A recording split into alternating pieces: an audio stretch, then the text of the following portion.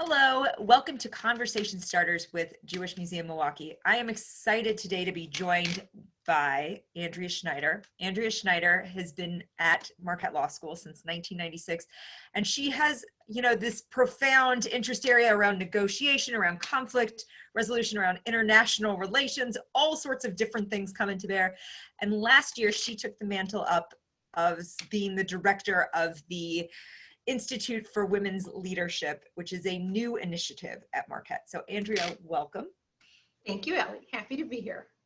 And let's start by talking about the Institute for Women's Leadership. Tell me what led to its formation. Well, we were really lucky at Marquette that a number of factors came together in the creation of the Institute. We have been pushing in terms of an evaluation of women's leadership, I think, for several years, and noticing that there just needed to be more representation around campus in all sorts of areas for students, for faculty, for staff. And then when we had, in recent years, been pushing in terms of entrepreneurship and innovation, one of our donors in particular noticed that there were not a lot of women involved in making proposals for entrepreneurship and for projects and for funding and things like that. So she and her family fund got involved in that. And then upon seeing how successful some of that seed funding could be, we're able to fund this entire institute. So we are really lucky that we have this wonderful family foundation, the Thomas J. Rolfs Family Foundation, that funded us. And we've been now in operation for just over a year. So in terms of that initial question was how people on campus were responding to questions, to engagement of entrepreneurship and research, and that there just seemed to be a gap there that no, that's amazing. And it's amazing that a donor was willing to take that on as a challenge. In terms of the kind of bigger cultural Me Too type movement pieces and gender and pay gap pieces, did that play into the decision-making process at all, or was this kind of mostly based on what's happening in Marquette? Well, I think the understanding of this push as part of a national movement is really important. I think it helped motivate our donor and the foundation. It motivated leadership on the campus. And I know it motivates me as we're thinking about what we have done and what we will do. I think for many of us that are now in leadership positions, frankly, when we were going through school, we didn't think that there would need to be an institute like this. I remember somebody had come up to me at the opening event last year and said, oh my God, this must be such a dream job. This is so wonderful. And of course, this is great. I'm going to tell you all about the opportunities and things that we're doing.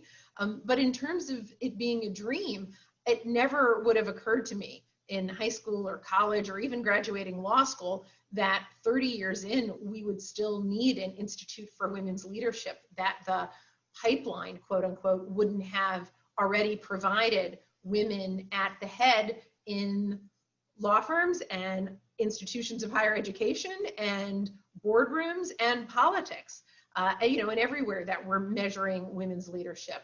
And the fact of the matter is that numbers are not sufficient, so that there needs to be more action. And I think that's part of what motivated both the university and the funders to go ahead and take action in this way. That's awesome.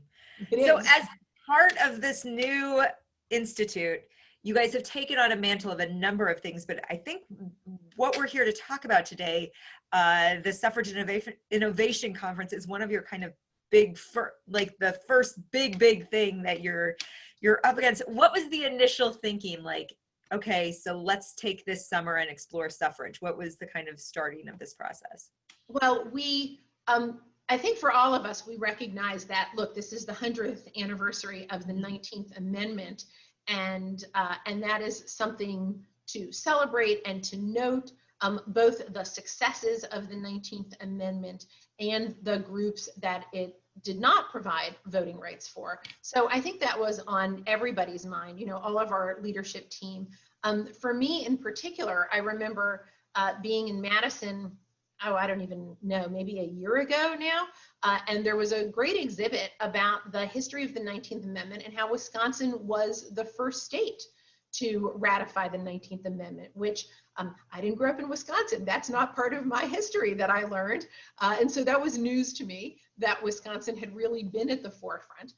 And it struck me that Wisconsin had been at the forefront of the 19th Amendment about 10 years earlier than that. Marquette had been the first Jesuit institution to admit women. And in fact, our university president was fired because of it. So, you know, we had these great moments where, frankly, men had provided women with rights, right, at the university level, in voting, and yet we are here 100 years later without perfect equality. And so to think about that. And so that was really the motivation as we put this together. And when we were talking in the spring, we put together this wonderful interdisciplinary group of scholars. So our steering committee is not only law, because of course that's easy for me to know what's going on in law, but history and political science and English and business and communications, and really getting faculty from all different perspectives to think about the impact of suffrage and voting rights, both in terms of the history leading to the suffrage movement and then what has happened in the last 100 years and how that is played out. And so that we're trying to really take a look that's more than one discipline, more than one silo, to provide a broader understanding of what happened. So in thinking about that, this was supposed to be an in-person conference, right? You were going to have people coming to you and it was going to be a thing. It was going to be a huge thing, right? The first big conference, as you noted, and you know, we had done all of this outreach and had a great slate of speakers that we were reaching out to and had lined up. And in about June, right? I mean, I think you could kind of, you know, the world kind of ended in March, April, May, right? April, and that we were thinking where we would be. But by June, you know, this clearly had to go virtual. And so I'm really grateful. All of our speakers agreed to then tape themselves.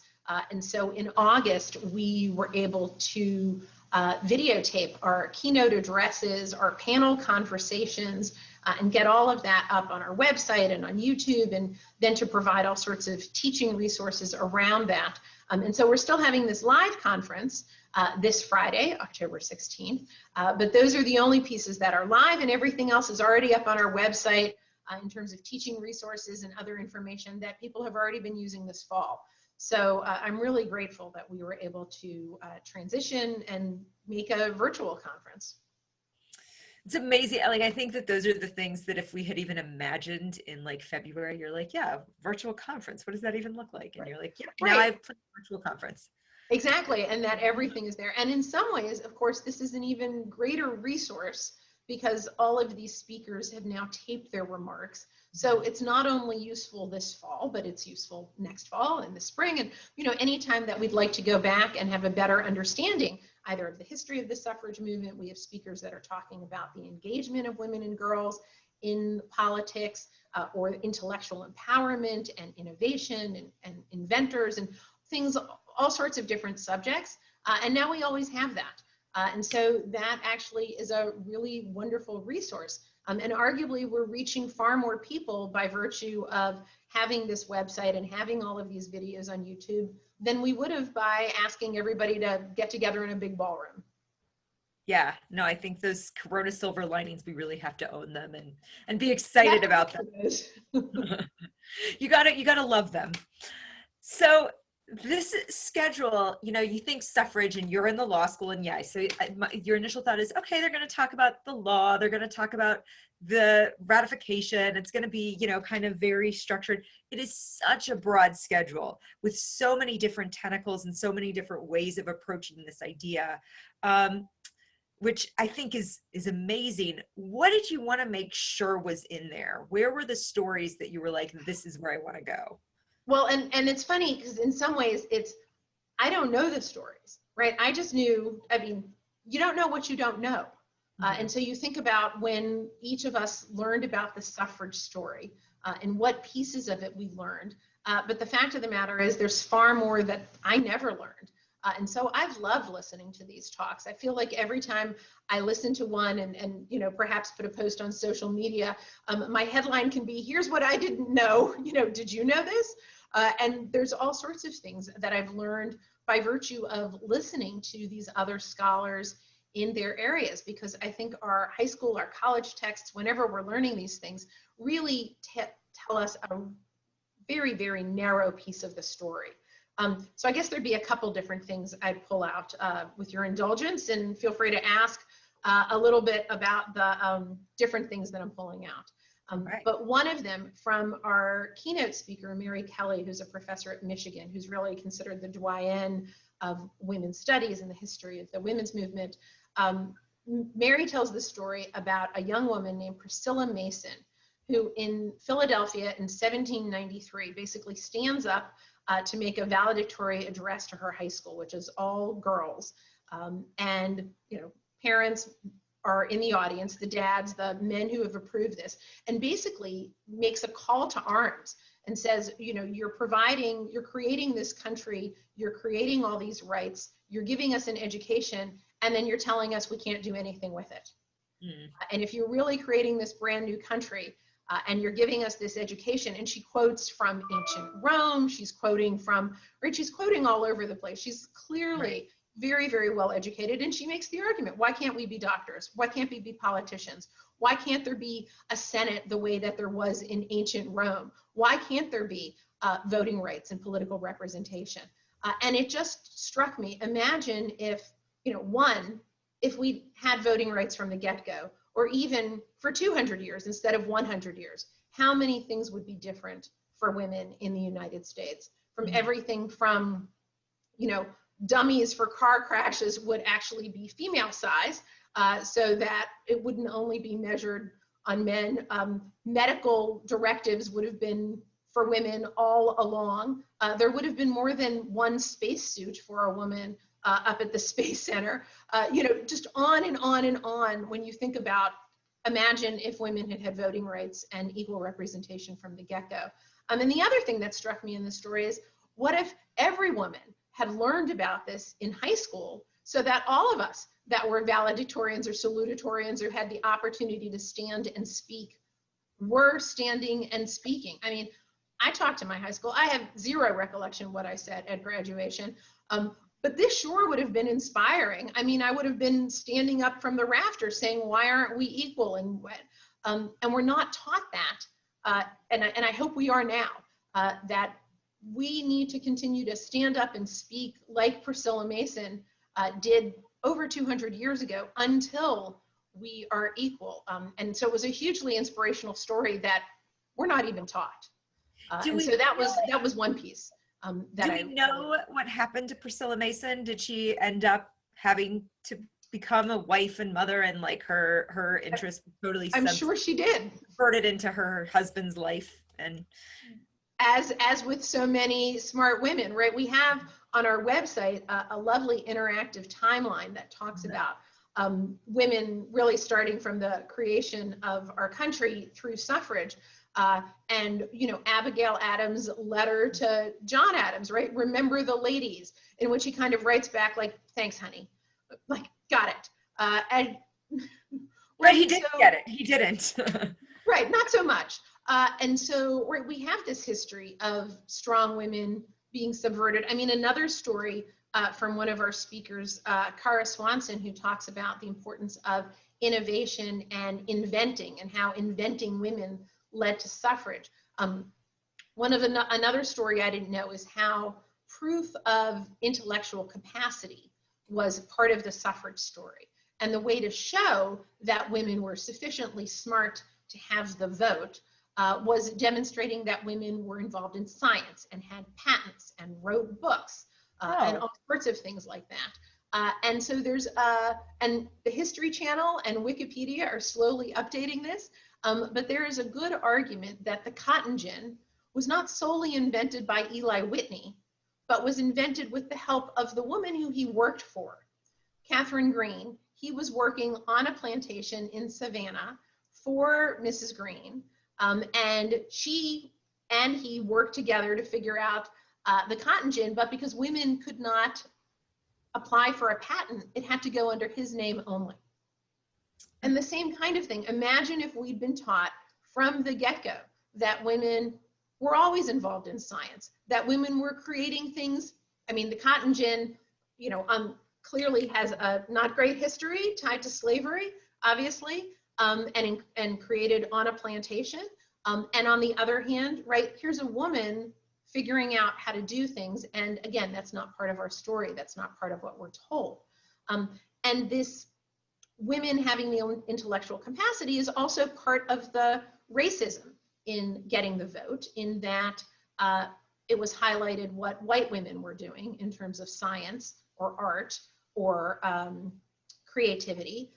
And therefore, for example, Native American women in basket weaving was not seen as intellectual, right? So at the World's Fair, and there was a World's Fair, there was a woman's booth. And so it showed, you know, white women books and scientific inventions, and Native American, Hispanic, African American women, right, were not given the same due in terms of intellectual capacity. And so that's also part of the story of the suffrage movement, is that I think, as most people now are taught, you know, the 19th Amendment provided the vote for white women, and it did not provide it for Native American, for Chinese immigrants who were denied the vote because of Asian exclusionary laws, for Black women who were obviously, like Black men, subject to Jim Crow and voting poll fees and all sorts of blocking to be able to get them voting rights. And so the story of suffrage is also one that, when, at least when I was taught in high school, was a very white story. And we need to, as others of our speakers talked about, we need to, you know, take the whiteness out of the suffrage movement. There were suffrage activists who were Latino and Black and Native American and Chinese and all over the country. And so telling a more complex story and a fuller story will also be a more accurate story. I think that question of intersectionality is one of those big issues that we're up against in kind of the modern women's movement, and that it's interesting to say, this isn't new, ladies, that this coming together of people and trying to figure out how to make this work and to make all of these diverse interests that are shared, but maybe have separate channels, that is something that we have been attempting to negotiate for more than 100 years. Right, and some of the same arguments that we hear about, you know, which right is more important? Are we going to protect this? Are we going to protect that? Is that more valuable or that more valuable? Is the same battle that was occurring in abolition, in suffrage movements, in all of the social movements at the end of the 1800s, in deciding, you know, which was more important. You know, what we learned, of course, is that it's all important. And that it shouldn't be an either or, because that kind of either or is also a divide and conquer technique that we want to get out of, right? It's no good when everybody's fighting against one another versus, you know, that rising boat that can provide better rights for everybody. I wanted to circle back to the kind of thought about women's intellectual capacity as being a benchmark for potential voting, like that there was clearly a sense that women didn't have the intellectual capability of making their own decisions. We would need a man to do that for us. And think about that in terms of our contemporary issues around what is sometimes deemed women's work, in terms of, you know, and the way it's paid, you know, in terms of teaching or social work or things in the more caring professions, as it were, and how that is kind of perceived as not being as intellectually challenging as, say, being an engineer or a doctor, or and not to say that there are not many women in those fields, but since the fields that I, you know, in terms of education and nursing and those sorts of fields are so predominantly female, and they're underpaid in huge numbers, what does that kind of say in terms of where we were, where we are, where we're going? Big challenging question that's off the book, Andrea. Well, I mean, I'm giggling because I'm like, okay, let's solve this and we'll solve the world. Yes.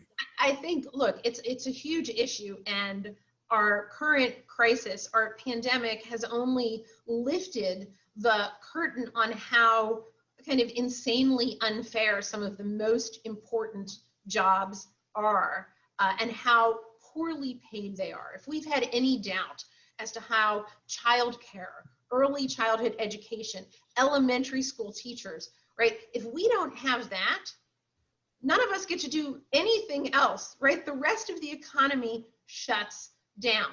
And so, the pandemic has made that abundantly clear, that our lack of equity, our lack of respect, payment, any of these things for the jobs that support families, that support people going to work, really, right, it's out of balance. It's all wonderful that we talk about equity in kind of white collar work, but if we are not actually providing equity and good paying jobs all along the job, the job market, the job stream, blue, white, and everything in between, then our economy is basically going to fall apart. And we're seeing that, right? We are all ripping apart at the seams in terms of, we were asking the people who were paid the least in this economy to take on the most risk, to be the frontline workers and to save this country, which many, many, many have done brilliantly and wonderfully. Without hazard pay. Without hazard pay, right? I don't think anybody, right, in the last 7 months has loved their delivery person more than we love them right now, or has wistfully thought about a day when, elementary school and actually, whatever the age your children are from, all the way through high school, where, oh dear God, I would double his or her salary if you would please take my child. Right, like any of this, and recognizing that working schools, working healthcare, working support systems are the engines for everything else in our economy. And we have given so little respect, so little due, and so little money to the things. I heard some appalling statistics in terms of, the amount of money that's gone to save airline industries is, the amount of money to save one airline is less than what we spent on all of our educational systems, right, in terms of a bailout. Really? And don't get me wrong, I love to fly. I can't wait to get on a plane and go somewhere as soon as I can. Where are our priorities as a country? And I still think they're out of whack. I really hope that we have the opportunity to take advantage of this crisis. I mean, the last thing I'll say is I heard the president of United Way International speaking, and she talked about how we've got to use this pandemic not to go back to normal, because normal wasn't working for the vast majority of women. So how do we take this and try to make it even better? How do we rethink some of our assumptions in terms of jobs and pay and equity to make this an economy that we're all thriving in? And I think, I hope that we take advantage of this opportunity. Thank you. One of the panels that you're actually moderating is one on voting in Milwaukee, which is kind of strangely, we're in the center of the universe right now. It's insane. I mean, when the whole cast of The Princess Bride comes together to pull Wisconsin support, you're like, wait, what's going on here? None of those people are from Wisconsin. Right. And yet, here they are. So how did that conversation work, and what were the things that you noted in that discussion, and who were you talking with about suffrage right now, and especially in terms of access to voting and ability to vote? Well, this came out of, I'd say two things. First, like everybody else, we had another event in March that was really looking at voting rights that got canceled. It was literally supposed to be like March 20th. And we're like, haha, right? So back in March, we wanted to do something on voting rights and Milwaukeean activism. And so Angela Lang, who is the executive director of Black Leaders Organizing Communities, so BLOC, which is one of the main voting rights organizations here in Milwaukee, we had already spoken about doing something and really just raising awareness. Once we were now transitioning to virtual, it struck me as I started to look around, and so our panel is Angela Lang, it's Christine Newman Ortiz, who is the executive director of Voces de la Frontera, which is the Latino organization on the ground trying to work on voting rights. And then Ann Jacobs, who is our, who's on the Wisconsin Election Commission. And as I was putting together the panel, it really struck me that not that everybody who's leading voting rights organization is a woman, but here we are in Milwaukee with 3 very different women, different backgrounds, different routes to their activism. And I do ask about that kind of what's each of their stories in terms of how they got to the place of being involved in voting rights and activism and on the ground. So 3 different stories in terms of coming to this, or as I say, 3 different origin stories as our heroines here in this, that they each have superpowers in terms of really being active. And as you might recall, in March, there was a story in the New Yorker that was entitled, "How Milwaukee Will Choose the Next President." And it struck me that here we are, it's really how the women of Milwaukee will choose the next president. And it's not only because women will vote in higher numbers and have a louder voice, it's because we have women at the forefront of voting rights, of everything from calling banks to voting right protection to poll workers to so many of the get out the vote activities that are happening in Milwaukee, and that we really are the epicenter, and that we have these incredible women at the epicenter of Milwaukee, Wisconsin, leading voting rights, and that's going to be an incredible story. And I think from research and that you're setting a tone that now in like 6 to 8 months, probably hundreds of doctoral candidates are just going to be out there analyzing all this data. Absolutely. Oh, I think so. I think there's a ton of research in terms of, just in the same, we always learn from the last election. And while I joke, you don't want to learn so much that you're like building the Maginot Line from World War II to help you fight from World War I to help you fight World War II, right? The best advice from 2016 or 2018 might not be what works in 2020, but some of it will, and some of it will provide best practices, and some of it are lessons that will carry us through the next decade. And so I think there's a lot of research out there, and there's a ton of grassroots organizations in Wisconsin and across the country. And I think it's really striking when they are led by women, what that means and how that is different, or if it's different, right? I mean, I think the doctoral candidates could well find out that there's no difference, and that's interesting too. So, lots of fun research to be done, definitely. Yeah, like my librarian recently posted on Facebook that in the future, there will be people who study one day at a time of 2020, where they're like, oh, I'm specialized in October 1st, 2020. That's how minute, just because there's so much stuff happening. Right. In terms of like, this now is in some ways you're reaching more people, you're putting out this broader educational mission as well. What are the kind of pieces that you really wanted to make sure you're capturing these stories that are lesser known, but how did you kind of work with the team to ensure that those were getting codified, and what were the things you brought in for those pieces? Well, I think really to talk to all of our steering committee about who were the people that we wanted to make sure that we heard from, and relying on each of their expertise in terms of bringing us the speakers. Again, we only know what we know. So I can tell you who's interesting that I heard at a law conference, but I don't know who's terrific and riveting in history or in poli-sci or in philosophy. I mean, one of our steering committee members just came out with a book called Philosophy for Girls. And she created, it's an entire collection. She has co-authors and book chapter contributors from around the country, because she realized as a teacher that all we were doing was learning philosophy from men.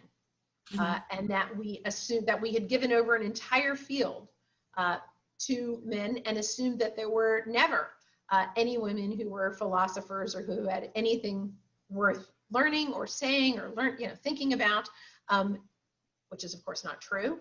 And so has an entire book on that. now, so that we can continue to really update our curriculum to be more equal. If we start talking in 5th grade about, here are women scientists and here are women philosophers, and better yet someday where we're not putting women in front of it and we're just saying, here are scientists, and look, there just happens to be a gender balance and a racial balance, and and an understanding that immigrants contributed to this, and where we're telling a full story about each of the disciplines that we learn.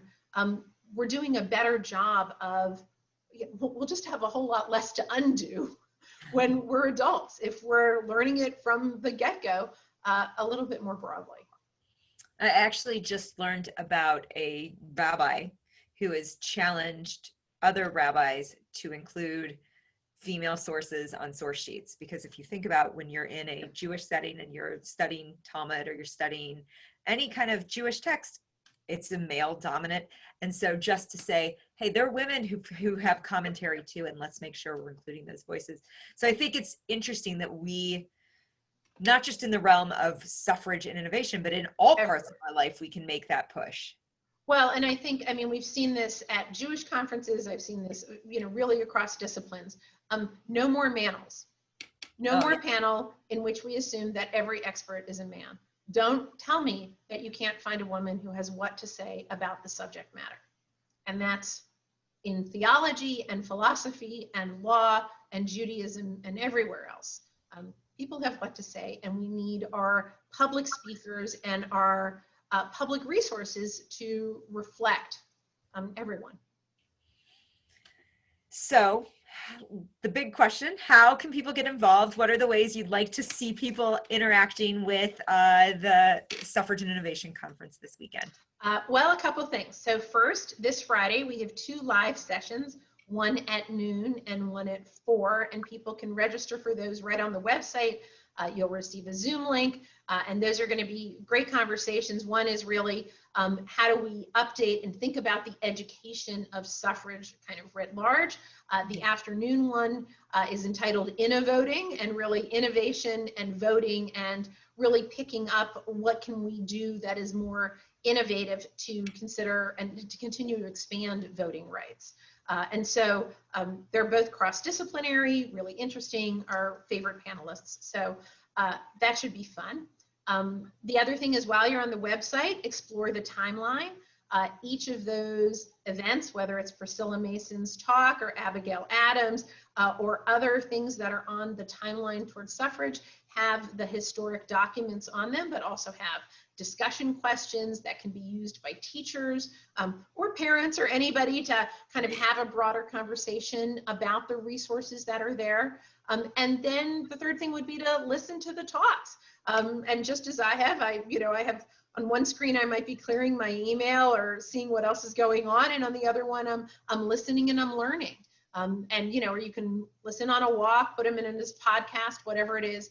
And just, I think there's a responsibility for each of us to educate ourselves and to think about what are the broader pieces that we don't know, because we don't know what we don't know. And so there's so much more for us to learn. And I think that's helping each of us to understand a broader story of history and to do a better job, therefore, going forward.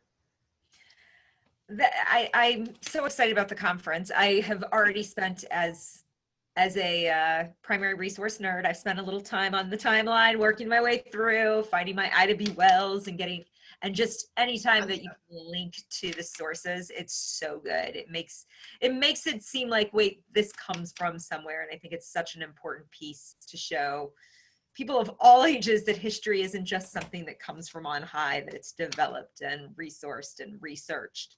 Right, and each person can take a look at the original document and come to their own conclusions, right? There are different ways that you can play with the original documents. Yeah, and these were my colleagues, Kristen Foster and Sarah Wadsworth, who just did yeoman service on this. So it's a great service to the community. And I hope people will take advantage of it. So definitely check out the conference this Friday and check out the videos anytime. Like, that's the thing now. You don't have to be there to get this great stuff. Right. And it lives in perpetuity, as opposed to all of the conferences that we've been to where we're like, oh my gosh, I had the best session and I can tell you all about it, but you're never going to be able to see it. Now I can just forward it to you.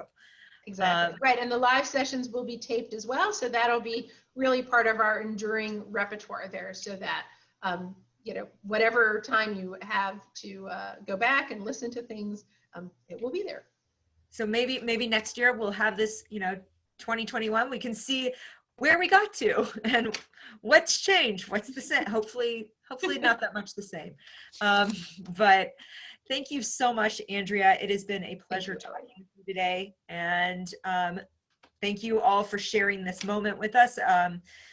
As always, this is part of our virtual programming at Jewish Museum Milwaukee. If you are interested in this or any other virtual programming, please go to our website, www.jewishmuseummilwaukee.org. If you decide you'd like to make a donation while you're there, we wouldn't hate that either. Thanks so much and have a wonderful day.